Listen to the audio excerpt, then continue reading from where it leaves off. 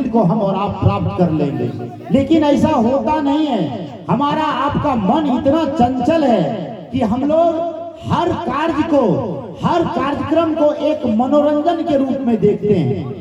ये हम तमाम लोग जानते हैं, ये दुनिया जो है मुसाफिर खाना है। यहाँ पर कब किसका यहाँ से जाना हो जाएगा और कब यहाँ से कौन चला जाएगा कहना मुश्किल है। इसीलिए आपके साथ वही बात रहेगा जितना कि आपने परमात्मा का चिंतन किए हैं, मंथन किए हैं। क्योंकि इस दुनिया में, इस पूरे कायनात को जो बनाने में परमात्मा जो बनाए हैं उनका कोई मकसद होगा।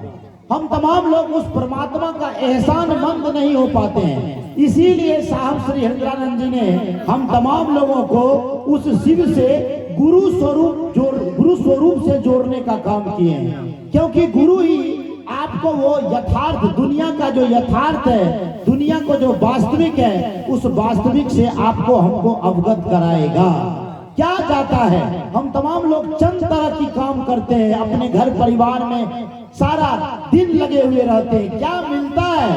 ये व्यवहारिक दुनिया है। लोगों को, हमको, आपको इस बात में कोई रुचि नहीं है, लेकिन इस बात को मानना होगा, ये व्यवहारिक दुनिया है। किसी को प्रणाम करते हैं, कोई माता है, कोई पिता है, कोई भाई, ये भ्रम है, ये वास्तविक नहीं है। वास्तविक यही है, हमको आपको उस अनंत पथ पर जाना है जिसको हम और आप मौत कहते हैं। उसके लिए हमको आपको पहले से अगर तैयारी कर करके चले तो हमारा आपका ये जीवन भी सार्थक हो जाएगा, और जीवन के बाद भी जो भी कुछ हो, जो रहस्य छिपा हुआ हो, वो भी हमारा अच्छा ही रहेगा।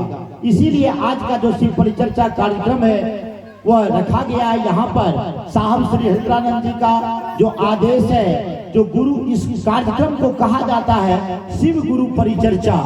यहाँ पर शिव के गुरु स्वरूप की बात की जाती है, लेकिन क्या करें, दुर्भाग्य है हमारा आपका जो चर्चा से उतना जुड़ पाते नहीं है। क्योंकि भजन का जो सृजन हुआ है, भजन का जो निर्माण हुआ है, ये फिल्मी गीत से पहले हुआ है। इस बात को स्पष्ट रूप से जान लें। फिल्मी गीत बाद में आया, फिल्म बाद में आया है, और ये भजन जो है ये साधु संत ऋषि मनीषी ने हमारे भारतवर्ष में बनाए।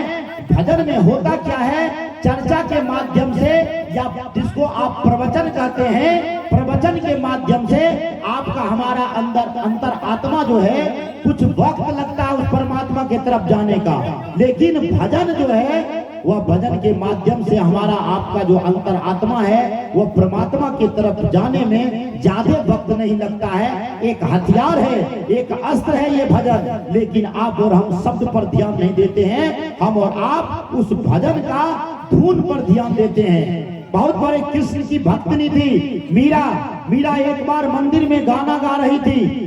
उस मंदिर के अंदर एक संत बैठे हुए थे। मीरा जोर जोर से गा रही थी, आंखों से, मीरा के दोनों आंखों से अश्रु की धारा बह रही थी मीरा के आंखों से। जब भजन समाप्त हुआ, वो संत ने कहा, मीरा तुमने भजन जरूर गाई, लेकिन तुम्हारा भजन जो था वो राग से बाहर था। मीरा ने उस संत को समझाते हुए कहा, तो देखिए संत महाराज, भजन परमात्मा मनुष्य जो रिझाता है उसमें राग की आवश्यकता होती है, लेकिन मनुष्य जब परमात्मा को रिझाता है उसमें राग नहीं, अनुराग की आवश्यकता है। इसीलिए आप और हम भजन के शब्द पर ध्यान दें, और भजन जो गाया भी जाता है, जो भी भजन गुरु भजन गाते हैं, वैसा ही भजन गाना चाहिए जिसमें शब्द हो, और वो शब्द आपका हमारा अंतर आत्मा को उस परमात्मा की तरफ ले जाने का काम करें। ऐसा भजन होना चाहिए। ऐसा भजन नहीं होना चाहिए जो भजन की पूर्ण रूप से, जो कि गाना पर हम और आप बैठाते, जो कि अभी हमारे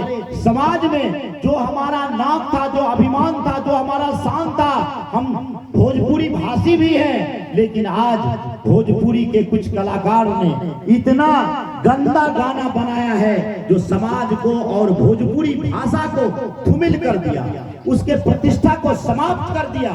इसीलिए हम तमाम लोग भजन गाएं, लेकिन उसके शब्द पर ध्यान दें। मैं ज्यादा वक्त नहीं लूंगा, और सारे गुरु भाई लोग हैं, और खास करके आज का जो कार्यक्रम है ये हमारे बिट्टू राज जी को सुनने के लिए यहाँ पर लोग उपस्थित हैं।